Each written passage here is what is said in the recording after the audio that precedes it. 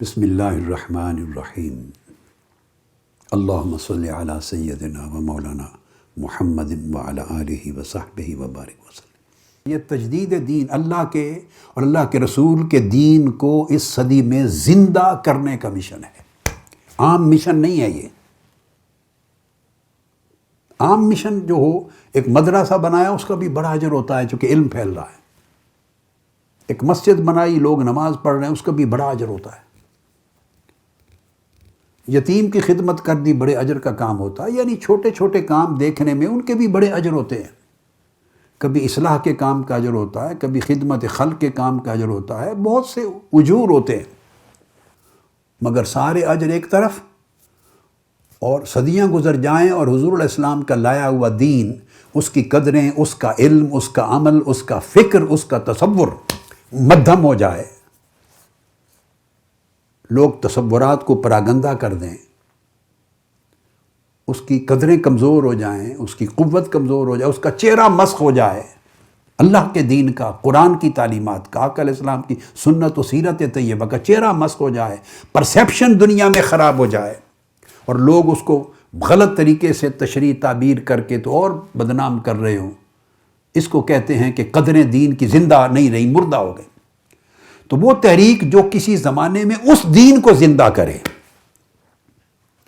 اس دین کے پرسیپشن کو دنیا میں صاف ستھرا کر دے، وہ دین کا چہرہ جس کے اوپر کہ لوگوں نے کالک لگا دی ہے، شکل خراب ہو گئی ہے دکھانے میں، اصل شکل نہیں، دیکھنے والوں کی نگاہ میں، تو جو دھو کے اس کی خوبصورتی کو نمایاں کر دے، اس دین کے چہرے کے اجالے کو نمایاں کر دے، اس کی خوبصورتی کو نمایاں کر دے، اس کے اصل تصور کو بحال کر دے، اس کے اعتدال کو بحال کر دے، آقا علیہ السلام کی سنت اور سیرت کی اصل آئیڈینٹیٹی، تشخص کو بحال کر دے، اس کی قدروں کو پہنچا دیں اور شرق سے غرب تک اس دین کو زندہ کرے، نسلوں تک پہنچائے، لوگوں کے عقیدے بچیں، ایمان بچیں، کفر سے بچیں، فسق و فجور سے بچیں، خرابی سے بچیں، اصلاح کریں لوگ اپنے احوال کی، گھرانے سنور جائیں، لاکھوں کروڑوں نسلیں سنور جائیں۔ آپ تصور کر سکتے ہیں کہ ایسے کام کے کوئی اجر کا کوئی شمار ہو سکتا ہے؟ زمین سے لے کے 7 آسمان کی اینڈ تک ساری کائنات اجور سے بھر جائے تب بھی اس کے اجر کے برابر نہیں بنتی، ساری کائنات۔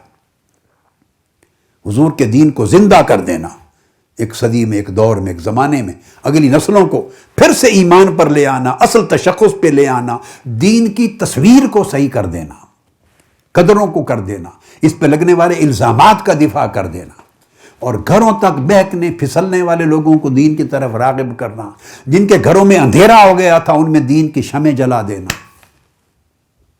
نماز چھوڑ گئے تھے کسی کو نماز پہ لگا دینا، کوئی بے حیا ہو گئے تھے ان کو حیا پہ لگا دینا، کو اللہ رسول کے منکر ہو گئے تھے ان کو دین کی طرف لے آنا، فسق و فجور آ گیا تھا ان کے گھر میں اللہ کے قریب کر دینا۔ یعنی ہزارہ چیزیں ہیں، میں نے تو چند نمونے کے جملے بولے ہیں نا، آپ اس کو وضاحت کرتے چلے جائیں۔ تو اتنا بڑا کام اگر ایک مشن، ایک تحریک ایک کر رہا ہو، ایک تحریک کے ذریعے احیاء دین اور تجدید دین اور اس کی اصلاح کے بے شمار میدان جہاں وہ کام ہو رہا ہے، آپ تصور نہیں کر سکتے کہ اس کے اجور یعنی اجر، اس کا کوئی شمار ہوگا۔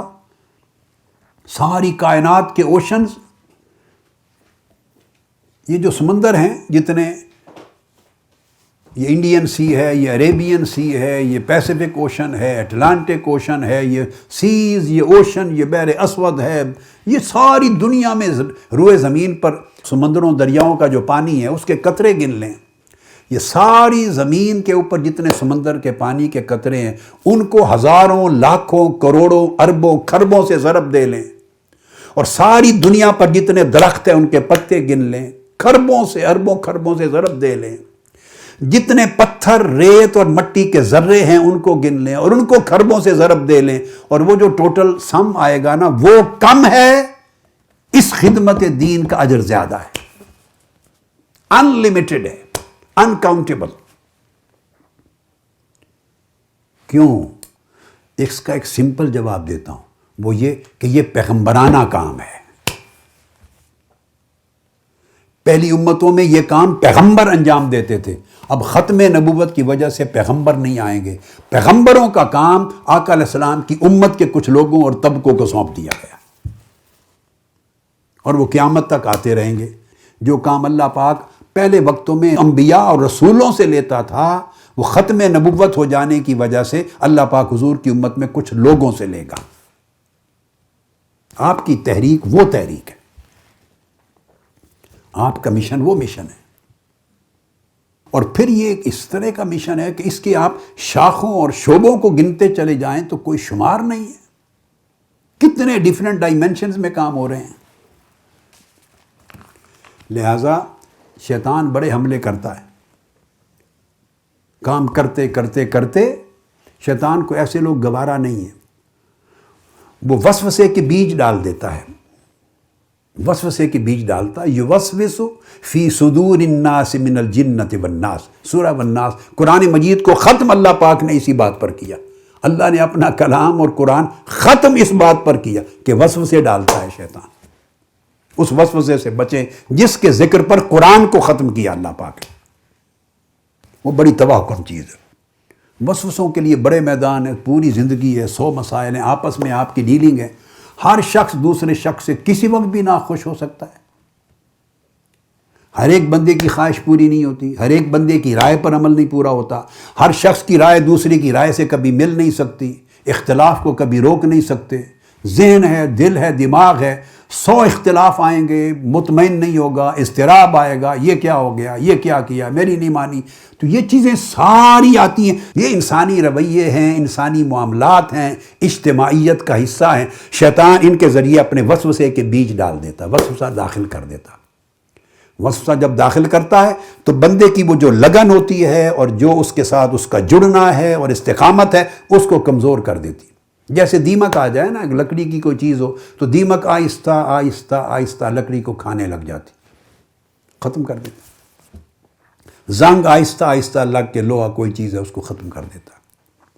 وسوسہ آہستہ سے داخل ہوتا ہے، خواہ بیٹیاں بہنیں ہیں کام کر رہی ہیں، خواہ یوتھ لیگ ہے، خواہ MSM ہے، ویمن لیگ ہیں، بیٹیاں ہیں، مرکز کے لوگ ہیں، تنظیمات کے لوگ ہیں، پیٹ کے لوگ ہیں، علماء کونسل ہے، مختلف شعبہ جات ہیں ہر سطح پر۔ بھئی آپ کا کام کرنا، چونکہ یامرون بالمعروف آیا، اولیاء بعضهم اولیاء بعض، ایک دوسرے کے ساتھ ہی تعلق ہے نا۔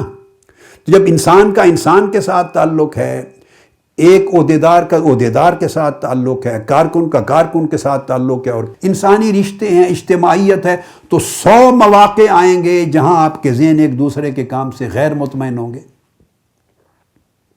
یہ بہت بڑا چیلنج ہے۔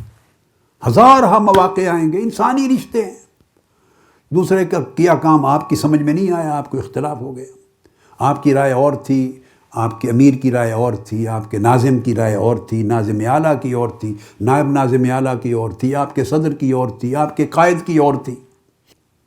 ایسا نہیں ہو سکتا کہ ہمیشہ اکٹھے کام کرنے والے لوگوں کی ساروں کی رائے ایک ہو جائے، ایسا کبھی نہیں ہو سکتا۔ اس لیے اللہ پاک نے جب نبی سے رشتہ رکھتے ہیں تو اطاعت کا تصور دے دیا۔ اگر رائے سب کی ایک ہو جاتی تو اطاعت کی ضرورت ہی نہ پڑتی۔ اگر سب انسانوں کی رائے ایک دوسرے کے ساتھ جڑنا لازم ہوتی تو اطاعت کا حکم دینے کی ضرورت نہ ہوتی۔ فرمایا اطیعوا اللہ و اطیعوا الرسول و اولی الامر منکم، اللہ کی اطاعت کرو، تمہاری سمجھ میں آئے یا نہ آئے۔ سمجھیں ٹکرائیں گی مگر اطاعت اس کا حل ہے۔ اللہ کے رسول کی اطاعت کرو، تمہاری سمجھ میں آئے یا نہ آئے، بس رسول جان کے اطاعت کرو۔ وَأُولِي الْأَمْرِ مِنْكُمْ، اور تم میں سے جن کو امر دے، قیادت مل جائے، اس کی اطاعت کرو، اگر وہ اللہ کے رسول کے مخالف نہ ہو۔ اللہ رسول کے حکم کو پامال نہ کریں، اس کی مخالفت نہ کریں، معصیت کا حکم نہ دیں تو ان کی اطاعت کرو۔ تو اس کا علاج ہی تینوں سطحوں پر اللہ پاک نے اطاعت کو رکھا، اوبیڈینس۔ کیونکہ پتہ ہے کہ رائے، وسوسہ، اختلاف ایک ایسی چیز ہے کہ ہمیشہ سر اٹھاتی ہے اور اس کا کوئی علاج نہیں، الٹیمیٹلی پھوٹ پڑتی ہے، لوگ پھر قافلے سے نکل جاتے ہیں۔ بھائی یہ وہ چیلنج ہے جس پہ لوگ اس مرحلے پہ خود کو سنبھال نہیں سکتے،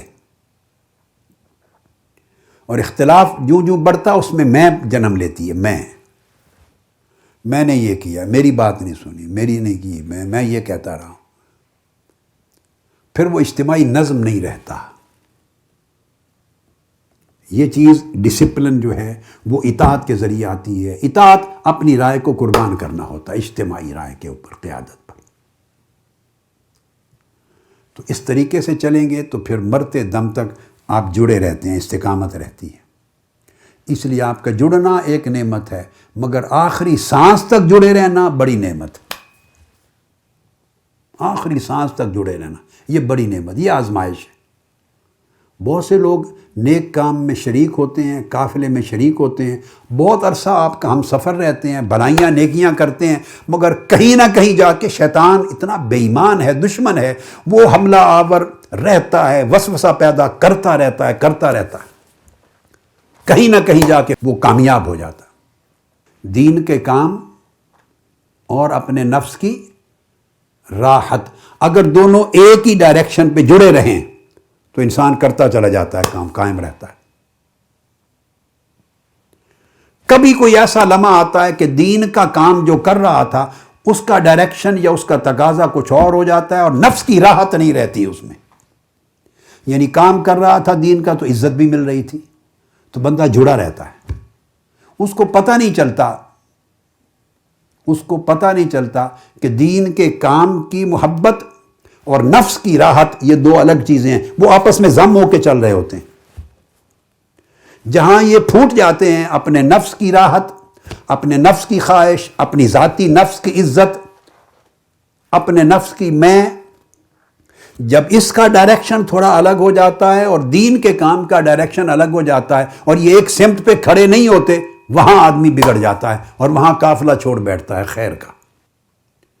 اور یہ ایک ایسا عمل ہے کہ اس کا کسی کو پتہ ہی نہیں چلتا کہ کیا کیا چیز اکٹھی تھی. دیکھو نفس بھی ہے نا، شیطان بھی ہے اور رحمان بھی ہے. جو کام کر رہے ہیں وہ رحمان کا ہے، اور ادھر نفس بھی ہے انسان کا اور ادھر شیطان بھی ہے. تو جب آپ نیک کام کرتے ہیں تو نفس کو ختم تو نہیں ہو گیا ہوتا؟ بولیے مجھے، چونکہ آپ منہاج القرآن میں آ گئے ہیں تو کیا آپ نفس ختم ہو گیا؟ ایسا نہیں ہوتا. نفس تو نفس ہے، وہ تو کتب اور غوث کے ساتھ بھی موجود رہتا ہے، کلیتاً تو ختم نہیں ہوتا. وہ اس کو قابو میں رکھتے ہیں، طاعت میں رکھتے ہیں.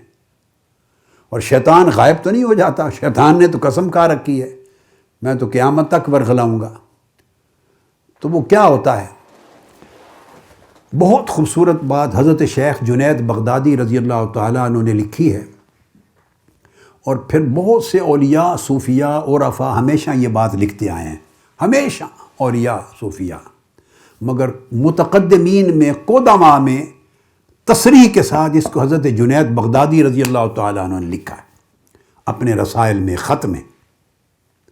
انہوں نے لکھا، حضرت جنید بغدادی رضی اللہ تعالیٰ عنہ نے، کہ خاطر ہوتے ہیں، خیالات سمجھ لیں آپ سادہ لفظوں میں، خیالات، خواطر، خاطر رحمانی، خاطر نفسانی اور خاطر شیطانی.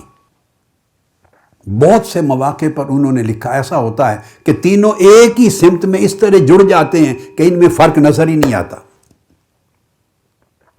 یعنی آپ رحمانی کام کر رہے ہیں، نیکی کا، تقوی کا، دین کا، اطاعت کا، بھلائی کا، رحمانی خیال آیا اور رحمان نیکی کا کام کر رہے ہیں. اب نفس دیکھتا ہے کہ اس بندے نے ہٹنا نہیں اس کام سے. شیطان دیکھتا ہے کہ بندہ جڑ گیا ہے مضبوطی سے، اس نے ہٹنا نہیں. تو وہ کیا کرتا ہے کہ وہ بھی اسی کے قافلے میں شامل ہو جاتی ہیں دونوں. چھپ کے نفس بھی لبادہ پہن کر وہ اسی کے اندر چھپ کے اسی لائن پہ چل پڑتا ہے پیچھے. خاطر نفسانی بھی خاطر رحمانی کے تابع ہو جاتا ہے، مگر یہ اس کی عیاری ہوتی ہے، اس کا ایک دھوکہ ہوتا ہے. اور خاطر شیطانی یعنی شیطانی جو خیال اور وسوسہ وہ بھی اسی لائن میں پیچھے لگ جاتا ہے. اب آپ سمجھ گئے نا، جیسے جاسوس لباس بدل کے دشمن کی فوج میں کوئی داخل کر دے، وہ سمجھے یہ بھی ہمارے ہی سپاہی ہیں. تو لباس بدل کے جو خاطر نفسانی ہے، نفس کا جو وسوسہ اور عمل ہے، وہ بھی لباس بدل کے رحمانی خاطر کے پیچھے لگ جاتا ہے اس کا. اور جو شیطانی وسوسہ ہے، خاطر شیطانی، وہ بھی لباس بدل کے اس کے پیچھے چل پڑتا ہے. وہ یہ سمجھتے ہیں نفس کا وسوسہ اور شیطان کا حملہ، یہ دونوں یہ سمجھتے ہیں کہ اگر اس وقت ہم ٹکرائے تو اس بندے کے اوپر نیکی کا جذبہ، نیکی کی خواہش، نیکی کا خیال اتنا غالب ہے، طاقتور ہے، اتنا کنونسڈ ہے، اگر ہم اس سٹیج پر اس سے ٹکرائے تو یہ ہمیں رد کر دے گا۔ نفس کہتا ہے میری نہیں سنے گا، شیطان کہتا ہے میری نہیں سنے گا، تو ہم ناکام ہو جائیں گے۔ تو ہمارا مقصد تو اس کو ورغلا کے دین کی نیکی کی راہ سے ہٹانا ہے، لہٰذا ایک خاص وقت تک چھپ کے نا تم بھی نیک بن جاؤ۔ نماز شروع کر دو، روزہ شروع کر دو، تبلیغ شروع کر دو، دین کا کام شروع کر دو، رات دن محنت بھاگ دوڑ تگ و دو شروع کر دو۔ نفس شیطان بھی ساتھ ہی، اس کے خواطر بھی رحمانی خاطر کے ساتھ مل کے چھپ کے چل پڑتے ہیں۔ ان کو پتا ہے کہ ایک سٹیج آئے گی چلتے چلتے کہیں نفس کو پرابلم آئے گا، تو جب کسی سٹیج پہ نفس کو پرابلم آتا ہے تو وہ تھوڑا سا وہ تکلیف دکھاتا ہے، تو پھر اس کی راحت دین کے کام کی راحت کے ساتھ جب جڑی نہیں رہتی تو فاصلہ دکھاتا ہے، میری عزت نہیں رہی، میری بات نہیں سنی جا رہی، مجھے اہمیت نہیں دی جا رہی، یہ اس طرح کر کے وسوسے ڈالتا ہے، اور ڈالتا ہے تو جو خاطر نفسانی ہے وہ ذرا جدا ہونے لگتا ہے خاطر رحمانی سے۔ جب تھوڑا اس کو راستہ الگ ہونے کا ملتا ہے تو خاطر شیطانی بھی مل جاتا ہے، اس کے اپنے اسباب اور ہوتے ہیں، اس کے اپنے اسباب، وہ مل کر پھر حملہ کرتے ہیں اور اکھاڑ کے اس کو راستے سے ہٹا کے لے جاتے ہیں، قافلے سے نکال دیتے ہیں، نیکی کی راہ سے بھگا دیتے ہیں۔ بندے کو عزت مل رہی ہے، نیکی کا کام بھی ہو رہا ہے، عزت بھی مل رہی ہے، نفس کو تسکین ہو رہی ہے تو جڑا رہتا ہے، بندے کی جان پہچان ہو رہی ہے، نفس کی تسکین ہو رہی ہے، جڑا رہتا ہے، لوگ اس کے لیے کھڑے ہو رہے ہیں، اس کی اتھارٹی مانی جا رہی ہے، اس کو سنا جا رہا ہے، اس کو فائدہ پہنچ رہا ہے، راحت پہنچ رہی ہے۔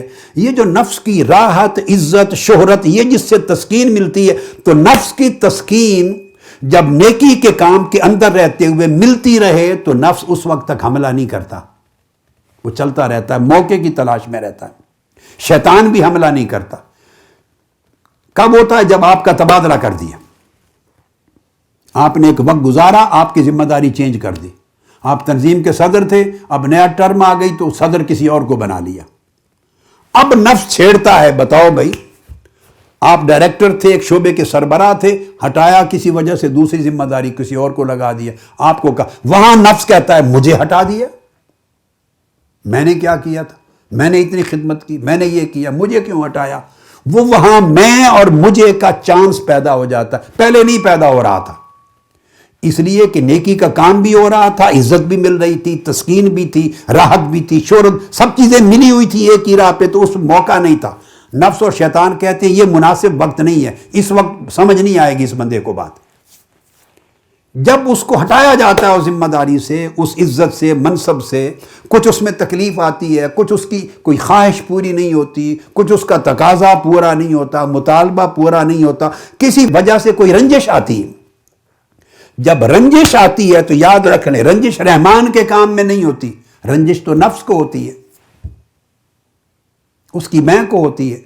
جب رنجش اور ملال اور اس کو آتا ہے غصہ، وہ مناسب وقت ہے، شیطان حملہ کرتا ہے، وہ اچک کے اس کو پھر اس رحمانی خاطر سے ہٹا کے لے جاتا ہے، پھر اس کے ذہن میں وسوسے ڈالتا ہے، پھر وہ نئی بولیاں بولتا ہے جو پہلے ساری زندگی اس کو سوجھی بھی نہیں تھی، پھر نئی بولیاں بولتا ہے جو پہلے نہیں سوچتی تھی۔ پہلے کیوں نہیں سوچتی تھی؟ اس لیے کہ خاطر رحمانی کے ساتھ خاطر نفسانی کو بھی تسکین تھی، خاطر شیطانی بھی جڑا ہوا تھا، ایک ہی ڈائریکشن پہ تھے، نفس کی تسکین بھی ساتھ تھی۔ اب جب وہ جدا ہو گئے، پھر وہ طرح طرح کے اس شیطان ڈالتا ہے خیالات، بندہ پھسلتا ہے۔ تو میرے بیٹے اور میری بیٹیوں، یہ ہمیشہ اس کا محاسبہ کریں اپنی زندگی میں، اس کا محاسبہ کریں، اس کی حفاظت کریں۔ اس تعلق کا ملنا بڑی نعمت ہے، مگر اس کو مرتے دم تک سنبھالنا اس سے بڑی زیادہ آزمائش۔ اللہ پاک سب کو کامیاب و کامران کرے۔ اس لیے اللہ نے، اللہ کے رسول نے تلقین کی، اور ہمیشہ صالحین زور دیتے کہ بندہ طاعت تو ملے مگر استقامت بھی ملے، نیکی کی توفیق ملے مگر اس کے ساتھ استقامت بھی ملے، کہیں چھن نہ جائے۔ اللہ رب العزت آپ کی کاوشیں قبول کرے، طاعت کی ہمیشہ توفیقات میں اضافہ کرے، اور ہر لمحے اور ہر قدم پہ اللہ پاک استقامت دے، آپ کی حفاظت کرے۔ والسلام علیکم ورحمۃ اللہ وبرکاتہ۔